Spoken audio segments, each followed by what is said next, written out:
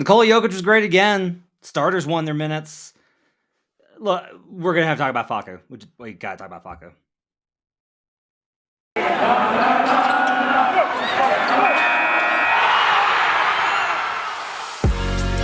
You are Locked On Nuggets, your daily Denver Nuggets podcast. Part of the Locked On Podcast Network, your team every day.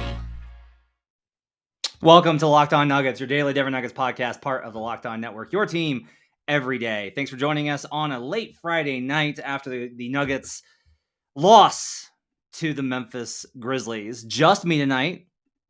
Adamara is very tired from a long week. A lot of stuff going on. Late nights at the bar. So, just me tonight. Wrapping up this edition of Locked On Nuggets for the week. Hope you guys had a great week.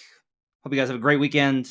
We'll get to all that and more. Thanks for making us your first listen each and every day. Thank you so much to everybody who has signed up for YouTube. We have gained like 250 followers in the last week on there. Subscribers, go to YouTube, subscribe, turn on notifications. You can join the show live. It's a great experience when Adam's on. It's an okay experience when it's just me. It's pretty good when it's both of us. Make sure to go to YouTube and subscribe. We appreciate you guys so much. The Nuggets lose tonight. 122-118 to the Memphis Grizzlies. And I don't really know how else to put this one except you've seen this one before. I'm going to get into all of the conversations about what you need to know. Let's start with just giving credit where credit is due. Ja Morant was spectacular. He was absolutely incredible with all of his twisting moves. 38 points, 6 boards, 6 assists for Ja. 15 of 26 from the field, 2 of 6 from 3. Did wind up a -3, which is not a thing about Ja. It means the Nuggets were good enough to beat Ja Morant even when he goes for 38. Jaren Jackson Jr. goes for 20 and 5, including 2 of 4 from three-point range when he shot 28% from 3 this month. Zaire Williams goes for 17 points. The Grizzlies have guys on guys on guys on guys on guys. Like they have so many guys. And that's a big advantage in this game, right? Because the Nuggets are so shorthanded. The Nuggets starters were still great because also, if we're given credit, Nikola Jokic with another triple-double, 4 straight, 26 points, 11 rebounds, 12 assists, 2 steals, 1 block. Guys, he shot 11 of 16 from the field, had 3 offensive rebounds. So some of them were his own misses that he was able to get back. 2 of 4 from 3, a pretty flawless performance with a plus-minus of 0. They weren't able to win his minutes. And the reason they weren't able to win his minutes was because of a stretch with Facu Campazzo. Look, I'm just going to go ahead and get this out the way. People have said that like they want me to talk about this, so I'm going to talk about it. Like I'm just going to talk about the issue. I'm going to try and get this out and get this straight. There's this idea that like I hate Facu Campazzo. I will say all this stuff again.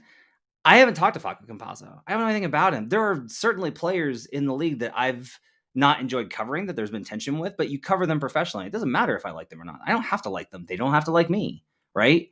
I don't even have that relationship with Facu. Facu's been on the team the entire time that the pandemic has been on. And with the pandemic on, there's been absolutely no opportunity for me to talk to him. So I don't have anything personal against him. There's nothing personal here. It's a matter of, from the very beginning, people were very much wowed and wooed and impressed about, just look at him go. Look, just a fight in him. And it's all the stuff that people like about March Madness. It's all the stuff that people like about Hoosiers. It's all the stuff that people like about these stories. You know, and the flash, right? The behind the back passes and the nutmegs and all these types of things. And look, even if I didn't think necessarily that his brand of basketball was conducive to winning, but the results were inconclusive, one, I would probably change my mind. Like if the results were conclusive that he helped, I would just be like, look, I always look at it and see weakness, but there's definitively something that works here. There's nothing that works here. And what's been crazy to me is continuously how it's always been painted as if there's some sort of really complex thing going on here this season. Just like super complex this year. Like, well, okay. It's the whole bench unit. It's the combination. It's him and JaMychal. So JaMychal goes out and the minutes are terrible. Well, it's him. It's that he doesn't play any minutes with Jokic. They lose the minutes with Campazzo. And do you know how bad the minutes have to be for you to lose minutes with Nikola Jokic? I look tonight, Austin Rivers has a great net rating when Campazzo's not on the floor. Right? Bones Highland has a positive net rating when Campazzo's not on the floor. Zeke Naji has a positive net rating when Campazzo's not on the floor. And tonight was like the most egregious one. Tonight really was, I think, a bellwether. Like, this was a moment for Nuggets Nation, for fans at least. Because there was kind of this like, okay, that's it. There's been a lot of those. Like, a lot of you guys have been telling me that you've seen what I've seen. And a lot, like, I'll be honest, like, a lot of the guys in the media room, because they like his whole story and I don't know, like, whatever, they've stuck it out and they've tried to resist this. And I've been told that, like, I have a weird thing against him. Guys, if there was a different problem, that's what I would talk about. If the problem was not, like, I don't know how you watch this game. It's not, even if you did not have the numbers, even if I was not able to tell you the plus minus, you could watch this game and go, they had a 5-point lead. Who came in? Oh, that's right, Campazzo. Now they're down double digits. What are you going to do? Like, this is entirely straightforward. It literally, tonight, sometimes it's a complex thing of like, basketball is complicated and all these people are interacting. And I tend to lean towards that. I do a lot of this plus minus analysis day to day for stuff across the Action Network. What works and what doesn't, right? And so I'm always kind of like looking at these things and trying to figure out what's the underlying issue. I wrote an entire thing about how the Spurs defense was better with Kawhi Leonard on the bench. And that seems insane until you went back and do the research and you actually watched the clips and it was true. And I don't know how you watch this and not realize that this is absolutely the situation. Campazzo was a minus 23 in a game that they lost by 4. They were plus 19. Plus 19 in the minutes where Facu Campazzo did not play. How? I don't know how you can be that bad. I don't know how you can take a unit that has Nikola Jokic. The problem is, like, part of this, I will tell you, is basketball culture is always be like, look, it's not on that guy. Because you want to protect your teammate and be like, no, I could have played better. I could have done my job better. And that's respectable. Again, this is not like Campazzo didn't shoot 0 of 10. Like, Campazzo didn't have 18 turnovers, right? Like, Campazzo tonight was a minus 23. He was 0 of 3 from the field, 0 of 3 from three-point range. He took no 2-pointers. He missed all his threes. He only had 2 assists, which is low for him, 2 rebounds. He had 1 turnover and 2 personal fouls. Like, that stat line doesn't tell you anything. But the reason that I pay attention to plus minus is it tells you whether it works. This season, and maybe it'll be different next season. It entirely could. Hell, maybe it'll be different with DeMarcus Cousins. That'd be a wild turn of events, but maybe. But this season, when Facu Campazzo, above all other players, has been on the floor, it has not worked. I can give you any measure, but I could also just show you. And there was clips tonight that everyone was sharing about the lack of spacing that's been going on. So this is an entire thing. And it shouldn't be made about one guy. That's not fair, right? Like, Brendan, number one Campazzo guy on the DMVR show, talked about how, like, the starters could have been better. And I do lean towards that, right? It's, look, the starters know how good they have to be.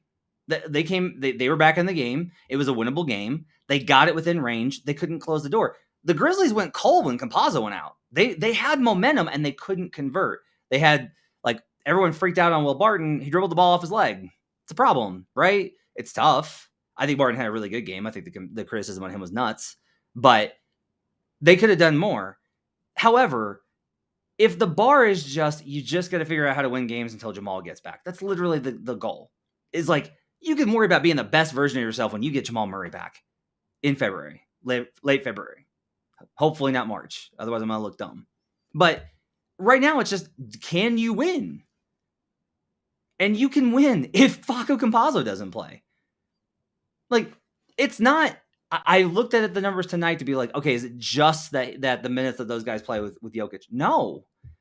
Because even in the minutes in which guys don't play with Jokic and don't play with Facu and lose, they don't lose by 20 points per 100 possessions.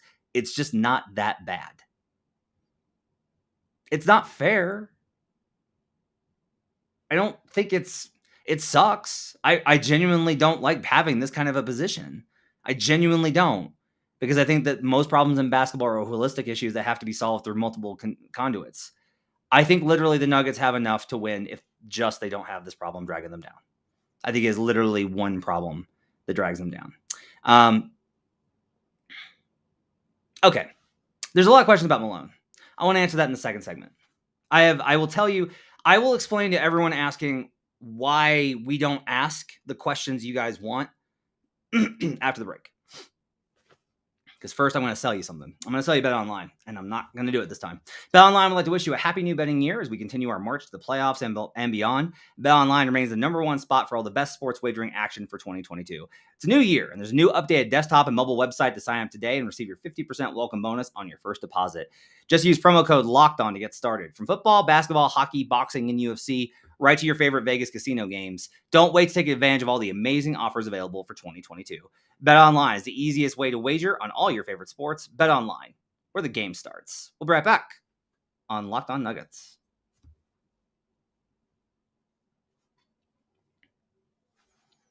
Back here on Locked On Nuggets. Thanks for making this part of your day. Matt Moore with you on a Friday night. Hope you guys are enjoying a great weekend, as most of you are when you're going to hear this. Those of you in the chat, thanks for hanging out with me. Really appreciate it. I am going to get to some questions in the chat because this is the topic that I look, we got to talk about the Campazzo thing. I don't know what else. I could talk to you about it. Aaron Gordon's not a great matchup on Ja. True. Probably needed more David Reed tonight. True. They struggled to get Jokic the ball in the fourth. Well, they were trying to make other things happen. There's these things, but first two segments, we got to talk about this Campazzo thing because minus 23 is an abomination. Like that is someone described it as a war crime. Okay, so here's a question. Kyle asking in the comments, I just don't understand why Malone never gets ranted about like this by the media. I completely agree about Facu, but it's just the same thing for Malone, just stretched over seasons. There's another one that says about, like, I've gotten a lot of questions tonight about why doesn't someone ask Malone about this? Okay. Here is the challenge of what I'm trying to describe to you. Malone knows it, and we know Malone knows it, and Malone knows that we know that he knows it. So in asking this question, I believe very firmly in this concept that my job, number one, in covering the Nuggets through this capacity is I'm supposed to be a conduit for you. It's my job to ask the players and coaches the questions that you guys want answered. And your question is, why do you keep playing him? Okay. You have to do this in such a way that you're going to get an actual answer that you want. You need to think about when you ask us to ask about things. Is there something that you want to know, or is there something that you want expressed, or is there something that you want done? Because I'll tell you this, me standing up at a press conference and going, Coach Malone, what do you have to say to the millions of Nuggets fans for playing Facu Campazzo when he's a negative every single time? That's grandstanding. That's making it about me, and that's going to look bad. And that is an effort to embarrass both Malone and Campazzo. Okay? Now, they read all the social media that you guys express, and there are ways definitely to like talk about it. I wasn't in the building tonight. I had an NBA bet stream for action. Okay, so I couldn't be in the building tonight. If I'd been in the building, the question afterwards would have been, the numbers all indicate that the Nuggets have struggled when Facu's been on the floor this season. What do you agree with what those numbers reflect? And how does it change? And I might ask that later. The thing is that after covering him for this long, I'll tell you this, if he's on the defensive, he's going to blow him off. Even though I'll tell you, Malone pays more attention to numbers than about, I would say, 85% of coaches in the NBA, in my experience. He knows. He just does. He knows. However, he's going to stand up for him, and he's going to reject the idea that he should be beholden to a plus minus. That, okay, Campazzo's been a negative 4 games in a row. Okay, well, Jokic was a 0 tonight. Was Jokic not good enough? Like, once you start from the premise of this number is not meaningful in the instances in which I've evaluated it, you will move on from that. So I think, like, this is the question that's being played here is Joe says, I understand why you can't ask Malone. I think there's ways to ask it, but I just want to stress that if you're going to want us to ask something, that's reasonable. If you're going to want us to stand up and be like, why the fuck are you playing this guy when he sucks? That's not going to get anywhere. The whole objective with journalism is like, you have to be able to get to somewhere, and that's tricky. And sometimes you have to ask hard questions. I've asked them before. I've gotten the cold stares. I've done the stuff. However, it's also got to be one of those situations where there's going to be an outcome. Like, what you really want is you guys actually want for someone to make him stop. Like, that's what you want, is you want someone to make him stop playing Campazzo, which I understand. I don't have a reason for you for why he continues to play him.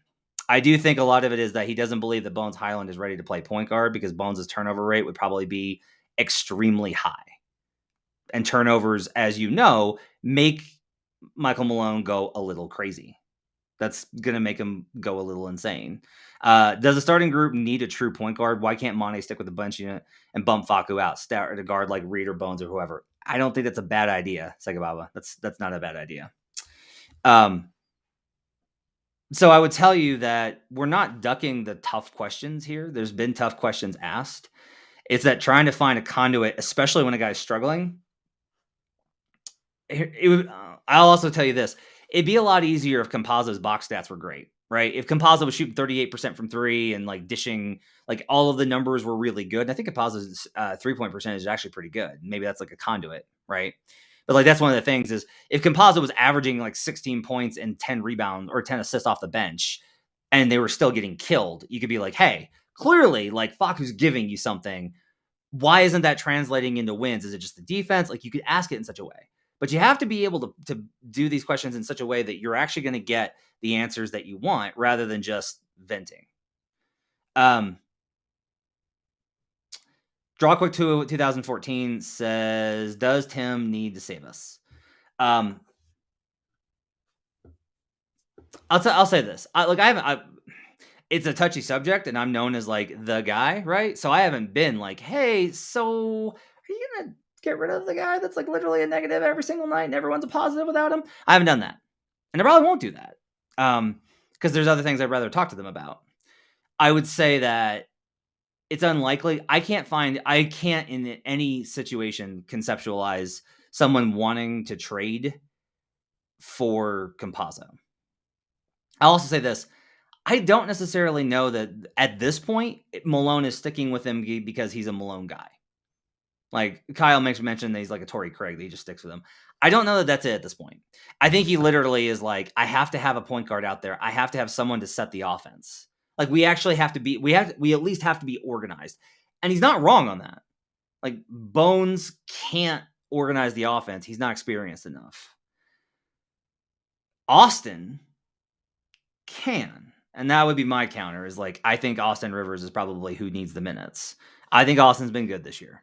I think Austin started off struggling to shoot like a lot of people did. I think Austin's had COVID. I think Austin had the infection. I think Austin's lost his grandmother. I think Austin's been through a lot. And I still think Austin Rivers is an NBA guard. And I think that NBA guard can absolutely. Now, the other option might be literally just to start Rivers and move Monte back to the bench. One of the problems with that, I want to get into this real quickly before we go to break. The problem with all the changes that people suggest in taking away from the starters to help the bench is this is what you risk. You risk making the minutes with Jokic not as good. That hurts you on multiple levels. One, you need to win those minutes by a lot, because whenever he sits, you're not going to be as good. You are probably going to be a negative when Jokic sits. That's how important he is. Okay. So even if you can make it better with those other guys, you're taking away some minutes of the best players around Jokic. The other thing is you literally have an obligation to your MVP to make sure that his minutes on the court are optimized, that like you have the best minutes. That's why tonight was so unforgivable for me for like having Campazzo out there with him. Like, oh my God, like you are winning these minutes. You're doing well. Just don't put Campazzo in and you should be good. But that's like the problem. Segababa notes, Malone and staff are way smarter than us and has more data. I would love to hear his thought process on Facu. Look, I'll say this. I brought to his attention in 2017, Moutier's last year. I said literally I was like, well, I'm sure you know this, but I was just talking to him and I was like, Moutier has a negative net rating with everyone. And he was like, well, not with Jokic. And I was like, no, with Jokic too. And he was like, really? And that doesn't mean that like he hasn't looked at it. Malone's looked at everything. Again, Malone passes himself off as not an analytics guy, and he uses them what I think is the right amount. Now, he's still going to ignore the stats that he doesn't think fits what goes with how he views the game. And I have to defer to him on that. Because as you may know, he's an NBA coach and I'm not. So there is a certain level of like, look, he just knows what he's doing.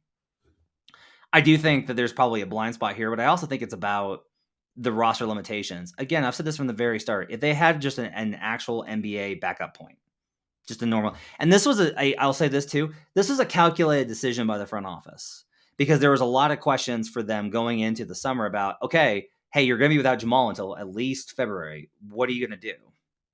And their decision was basically to not make that decision, was to be like, we don't want, and there's reasons for that are not about now, because everyone's about now. You lost to the Grizzlies and Facu was minus 23. They're just barely over 500. Their concerns about that have more to do with the long term and the tax and their roster moves and their flexibility. You sign a guy and you commit assets to him, you have to manage around that. And they wanted the flexibility. And I think that was a large part of it, because you'd be having to give a guy this role in these minutes and then be like, by the way, no matter how well you play, when February comes, you're going to be superfluous because we already have Monte Morris. That doesn't really work. Aiden says, do you see any veteran point guards available? The only one that I really can think of is Corey Joseph in Detroit. That's a good example of a guy that I think is gettable. Adam will absolutely kick me in the face for saying this, but DJ Augustine in Houston, I think would actually be a pretty good replacement. Good shooter, can run the offense, totally fine. Adam hated DJ Augustine's time here in Denver back when they were very, very bad. The Nuggets sorely missing the Jokic Murray 2-man game at the end of games. The end of these games are a total disaster right now most of the time. I totally agree. That's definitely a problem, which we should talk about in the last segment. We'll get to all the other stuff as I wrap up here about the Compazzo thing.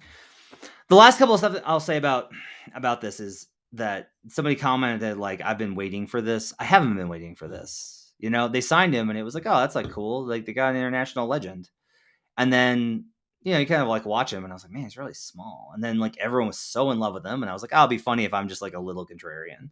But then like I started watching and I genuinely was kind of against it. And the only reason I go back over this is there continues to be just resistance against me no matter what. Like no matter how many times I'm wrong on lots. I've been wrong. I was wrong on Jokic. Like I was wrong on Jokic like 6 different ways. I was wrong on Jamal. True story.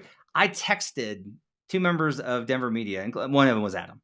And before the 2020 bubble playoffs, and I said, and the Nuggets had slumped into the bubble, right? And then they were slumping when the season got suspended, and it didn't.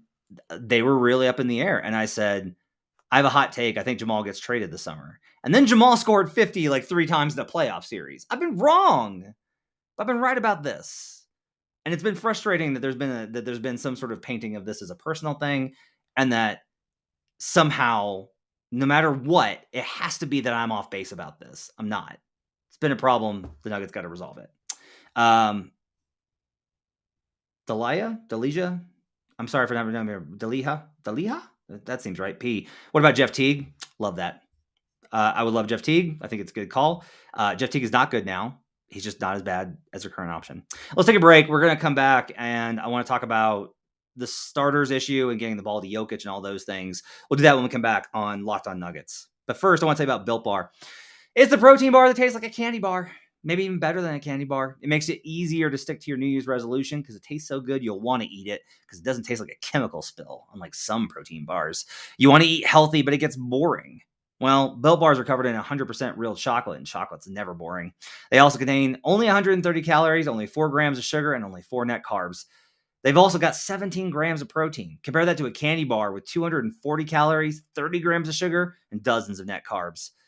So, if you're not a fan of working out, you can at least eat something that tastes good and is good for you. And there's so many good flavors to choose from. You got coconut almond, peanut butter brownie, that's my favorite, raspberry, cookies and cream, salted caramel, mint brownie, many more. In fact, Built is always coming out with new limited time offers, so check Built.com. often to see what's new. Go to built.com and use promo code LOCKED15 and get 15% off your order. Use promo code LOCKED15 for 15% off at built.com.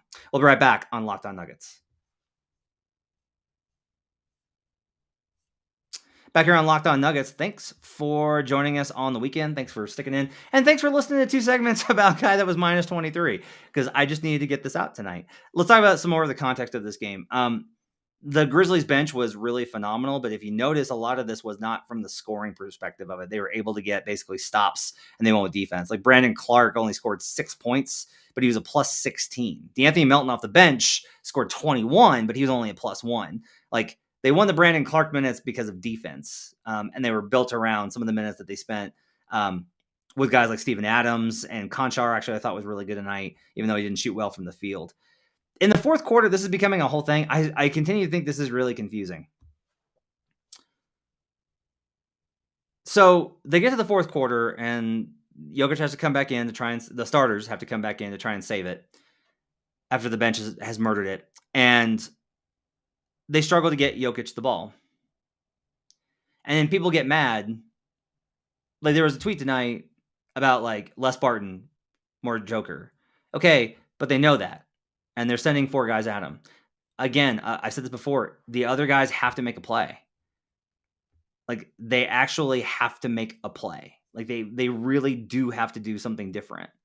And they have to challenge them to the point where those guys are like, we cannot do this double team. Like, we have to start guarding this other guy. And AG's done that, right? In the Clippers game. Like, AG was starting to get some respect and made big plays.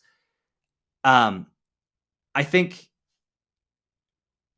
why is D'Anthony Melton getting a more favorable call than the reigning MVP? I don't know what's Delhi about the officiating. It's crazy. I do think that one thing that they can do is operate more from the perimeter. Like, Jokic has been driving really well, and he's lithe, and he's in good shape, and he's able, like, when they start doing that, they're getting lots of easy stuff. So if they're double teaming him in the post, bring him up top. This has been said in the comments. The easiest way to fix this is Jamal Murray 2-man game. And I know it's been rough. I know it's been painful. You guys are about, at most, I'll say this, at most, you are 6 weeks away from Jamal Murray being back.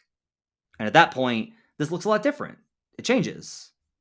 So there's a lot of, that's going to make a bigger difference than anything else. Is Jamal coming back? You play Composo less in that instance because Jamal will play a lot of just raw minutes at point guard. And that opens up a lot more possibilities. And in the end, if they're going to send 4 guys at Jokic, Jamal's just going to cross over and pull up. And he may not make it because he's coming back from ACL surgery, but it's a threat. And that's going to actually get them working. Robert Rodarte says Jokic initiating the pick and roll an option. It is. The problem is they're going to blitz him again, right? So then you're going to have a situation where you got Jokic. If you run it high, you're going to have Jokic high with 2 guys basically blitzing the ball handler.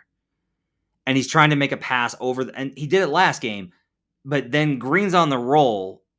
The passing mechanics of that are something that Jokic can definitely do. It's tough, right? Like, you will get deflected. They have gotten balls deflected. Like, Jokic has turnovers a lot because of that, because they put so much pressure on it. ISO Jokic at the top of the key against their big. Fuck it. It's not a bad plan. You know, they do struggle, but part of this is also Joker tries not to over-rely on the three-point shot, which I think is good. You don't want him chucking, right? There's a little bit of that where you can just... What they really need is an option they can spam. That's what they need, is that this one mechanism that you can't adequately defend, that every time you're going to have a sequence. And with Jamal 2-man game, you have that. You don't have it with Will. You don't have it with anybody else. Like, I wouldn't mind seeing Bones in some of these late game situations, but I understand Malone's concern about the turnovers. Bones wasn't good tonight. You know, I'm not trying to point out, this is what is tough is like, okay, Compazzo was the problem. Okay. But Bones didn't make a shot. Zeke Naji was 1 of 2, very timid with 1 rebound. That's a problem. Bryn Forbes is 4 of 13. I will guarantee you that Bryn Forbes will shoot better. If I'm wrong and like Bryn Forbes just can't shoot in Denver, altitude is a mysterious effect on the world. There's no reason. Like, Bryn Forbes will play better. So that's like a key. But I also don't think that Bryn can run pick and roll. Like, you need a pick and roll point guard. And that's what they're missing. I do think a key thing here is they need to run the ball needs to be in Monte's hands at the end of these games. They got to get Monte the ball And they do need to run pick and roll, I think, at the end of these games, because it will at least get the defense in rotation, and that will help, I think, quite a bit.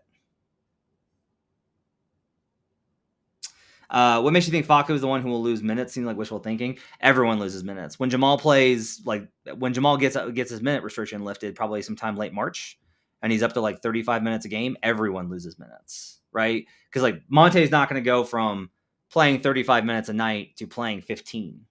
Monte's going to go from playing 35 minutes a night to 20, which is good. But there will be a point. I will say this, as much as you all may be frustrated with Malone, based off of my long history of covering the man, I do not believe that it will be Murray came back and Campazzo's minutes didn't shift at all. He just stayed with Facu in the same role. I don't think that happens. Because honestly, he was a little bit more of a bit player last season before Jamal went down. We saw that transition. Do you think Monte has leveled up and will dominate benches now? No, he's just the same reliable, really good player that he's always been. Just good shooter, consistent, low turnover, just a good player. If you want to know what's up with Boogie, if you're questioning, if you didn't catch the game and you're questioning, I tried to hint at this and I had mentioned it on the show. He's dealing with injuries, and that's why they haven't signed him yet, or hadn't signed him yet. They signed him, but he went through shoot around and still didn't quite feel good enough. It makes sense, because the worst thing for them to have happen is he goes through shoot around, he plays in the game, he re-aggravates the injury, he's out 10 days. You have a 10-day contract. You have to see in these 10 days whether or not Boogie Cousins is worth signing for the rest of the season. This matters. This is important. So I'm going to be very curious to see what happens on Sunday with Detroit, with Bryn having settled in. Bryn apologized to Michael Malone for his shooting tonight, and they'll have Cousins. We'll see how that works out. We'll see what that looks like. This is a rough one. It's 2 losses in a row. Memphis is real good. Memphis did win the season series tonight, so they get tiebreaker.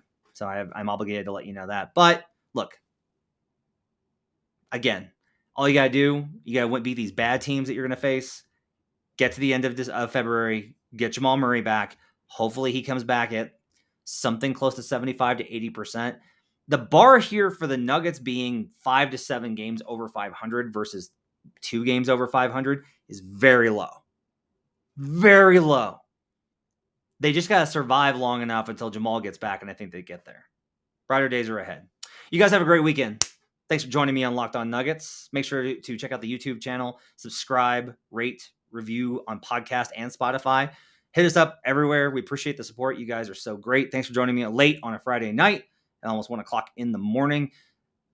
We'll be back on Sunday night, wrapping up the Nuggets game versus the Pistons. Adam and I'll be back then. Until then, make sure to check out all of Adam's great work at DNVR, thednvr.com.